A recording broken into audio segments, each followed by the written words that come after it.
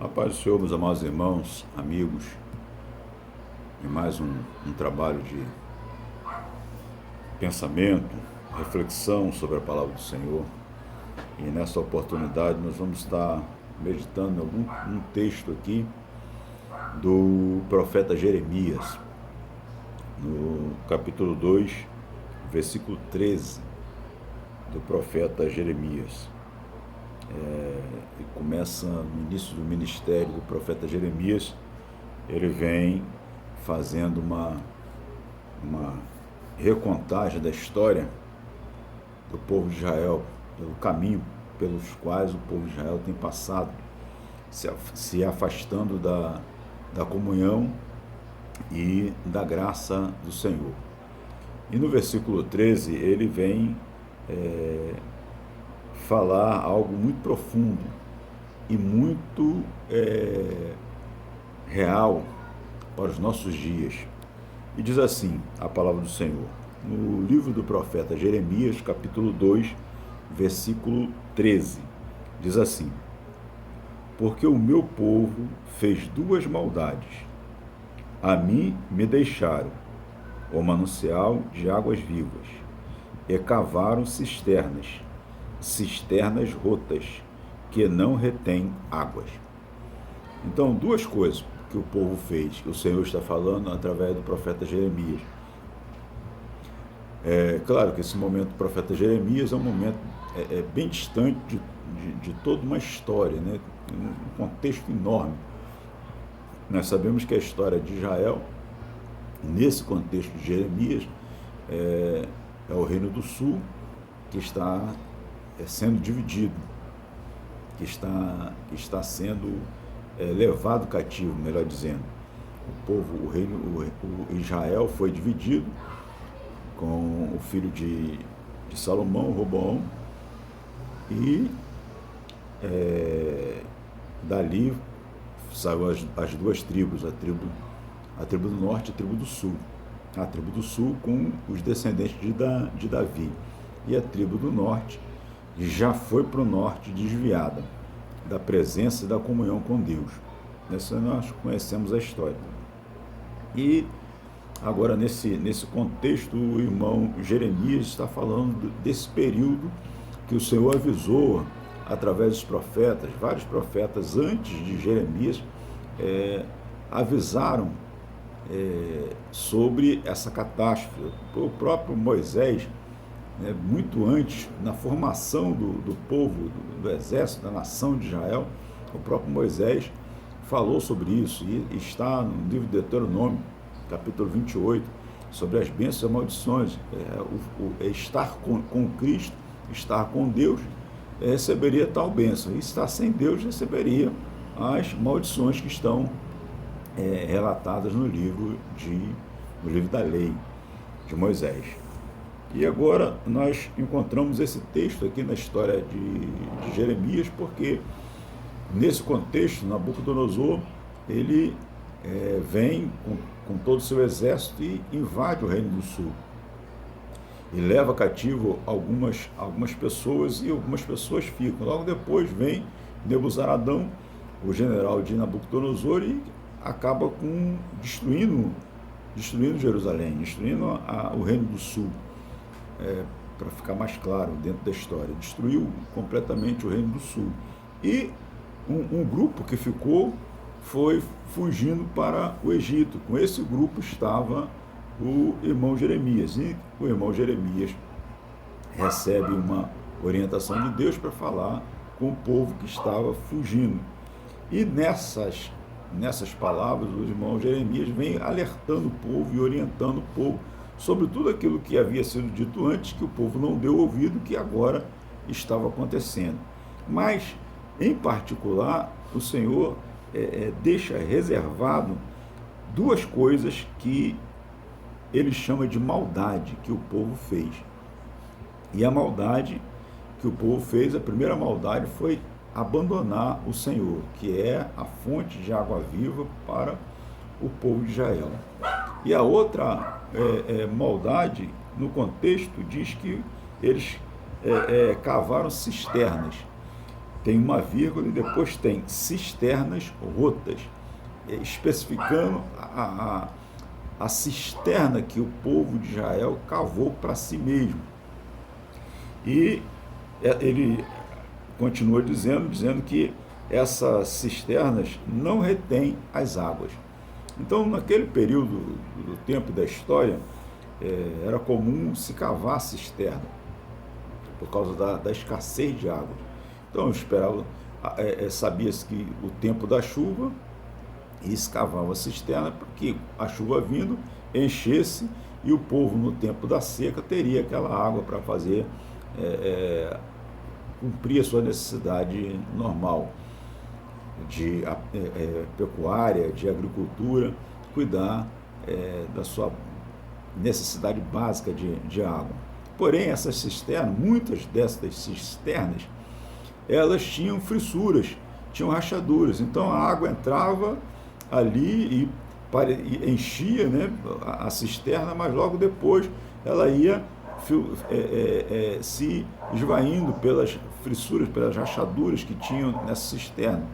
Por mais que eram feitas dentro da pedra, mas alguma rachadura na própria pedra ela ia embora. E o Senhor está falando exatamente sobre isso, sobre essas cisternas que não tinham água boa, a água não era boa, e mesmo não sendo água boa, o povo queria essa água que não era uma água boa, e essa água por si só se perdia sem que houvesse o aproveitamento do povo. E a gente tem que pensar sobre isso. Nesse contexto, a parte forte e pesada é que o povo abandonou o Senhor. O povo deixou o Senhor. Mas por que o povo deixou o Senhor? E dentro do contexto do livro de Jeremias, do livro de Isaías, do livro dos profetas menores, você vai ver a história até no contexto do livro dos reis, do livro dos juízes. A gente vai entender o que foi que fez com que o povo se afastasse do Senhor. E não é muito difícil de nós entendermos. São as leis. O povo se afastou de Deus por causa das leis. As leis cerimoniais e as leis morais de Israel são, no total, 613 mandamentos. Dentro desses 613 mandamentos, 365 mandamentos são negativos, ou seja, não. Durante 365 dias, você tem um não para dizer para si mesmo, para a sua carne, para a sua vontade, para o seu desejo. Então, isso influenciava muito a característica moral e pessoal de cada indivíduo. É claro que existem várias nações no mundo, vários clãs, várias etnias, várias sociedades, e cada sociedade tem a sua cultura, tem a sua lei. Em contrapartida, todo esse contexto que a gente conhece, sabe, o contexto social de cada civilização da nossa história, nós entendemos que há dificuldade em todas elas de obedecer à lei. Então, mesmo que uma nação que não era a nação de Israel, tinha dificuldade de obedecer às suas leis, a lei da sua sociedade, a lei do seu histórico social e estrutural da sua nação. Aí a gente vai ver na história da humanidade, a gente vê grandes povos, o Egito, a Grécia, Israel, o continente, os continentes, melhor dizendo, os continentes com as suas nações, com seus grupos étnicos, fazendo as suas leis humanas, né, e tendo dificuldade de obedecer suas leis humanas.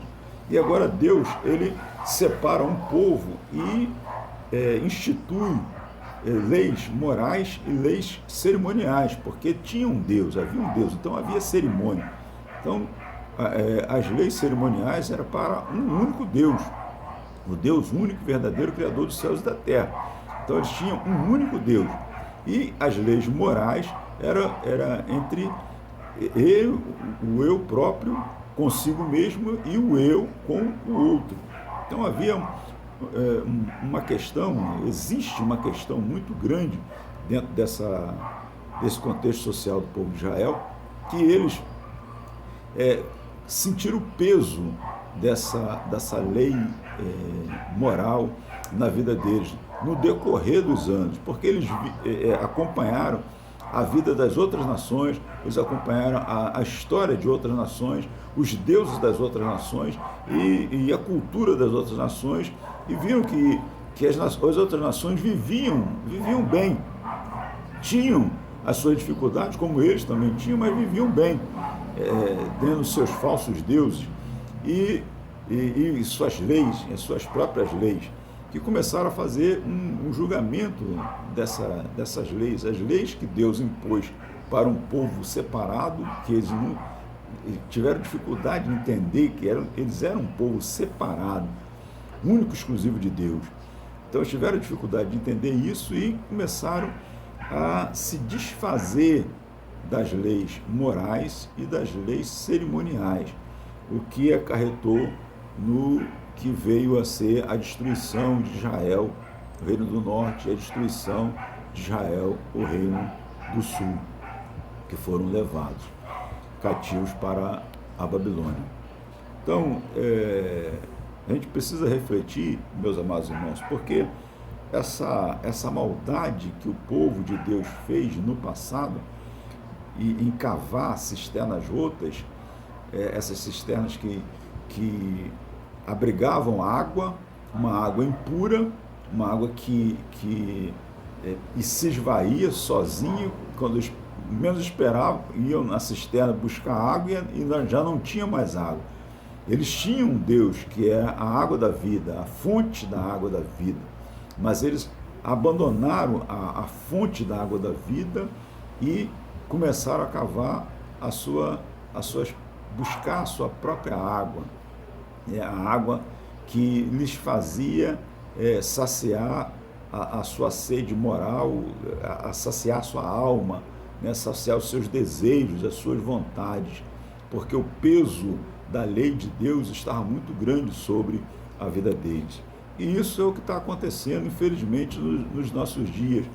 Eu estava ouvindo esses dias uma mensagem de 1620, de Thomas Watson, em que ele fala que ele dá 20 conselhos para os irmãos da igreja que eles iam passar a ser excluídos da igreja porque eles pregavam a palavra de Deus, eles pregavam a verdade.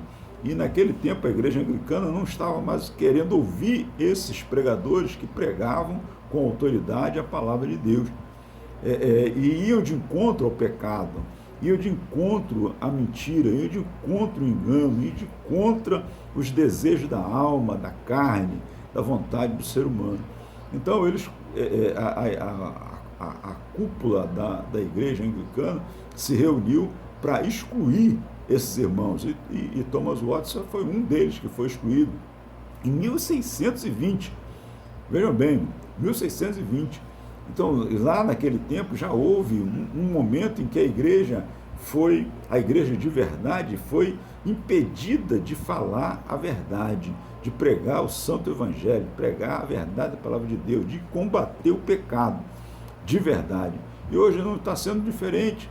Nós temos a dificuldade de falar, estamos tendo dificuldade de falar a verdade nos púlpitos, porque está sendo, como que nós podemos dizer, está sendo feita uma seleção de pregadores que venham pregar somente bênção, somente prosperidade, somente vitória. Mas como que um povo vai ser vitorioso se esse povo não abandonar os seus próprios pecados? O nosso irmão Charles Spurgeon, numa das suas mensagens, ele diz: enquanto o homem não se arrepender de verdade e não se entregar a sua alma, de corpo a alma, verdadeiramente a Cristo, ele vai ser escravo do pecado. E enquanto o homem for escravo do pecado, ele não vai aceitar a palavra da verdade. Então ele vai sempre arrumar um jeito de fugir da palavra da verdade. É o que nós estamos encontrando hoje. Hoje nós temos mensagens prontas que são mensagens de cisternas rotas, mensagens que não são de uma água purificada, de uma água limpa, de uma água pura, que é a água do Senhor, que o Senhor tem para dar. Nós podemos lembrar em João capítulo 4, versículo 14, quando Jesus fala com a mulher samaritana, e ele fala para a mulher: se você soubesse quem é que te pede de beber, você pediria a ele, e ele te daria água viva, e você nunca mais teria sede. E essa água viva que está no Evangelho, na palavra de Deus, está sendo impedida de ser pregada hoje, em detrimento da falsa verdade da prosperidade e do valor monetário que as pessoas estão dando às coisas e não às pessoas. Então, irmãos, quando o Senhor fala sobre isso, a gente num tempo de 600, 700, 800 anos antes de Cristo, essas coisas já estavam acontecendo, e hoje, em 1600, já aconteceu de novo, e agora, no século 21, acontecendo isso de novo. Igrejas sendo homens e mulheres de Deus, profetas do Senhor, que querem levar o verdadeiro Evangelho, estão sendo impedidos dentro da igreja, dita igreja do Senhor, de falar a verdade, cobrindo, passando um manto sobre o pecado e desviando a palavra de Deus, amenizando a palavra de Deus. A palavra de Deus, alguns até estão falando que a palavra de Deus precisa ser renovada. Não existe renovar a palavra de Deus. A palavra de Deus é nova, todo dia ela é nova, e ela não muda. As sociedades, elas têm que se vestir dentro da palavra de Deus, e não a palavra de Deus vestir-se dentro da sociedade a qual nós estamos vivendo.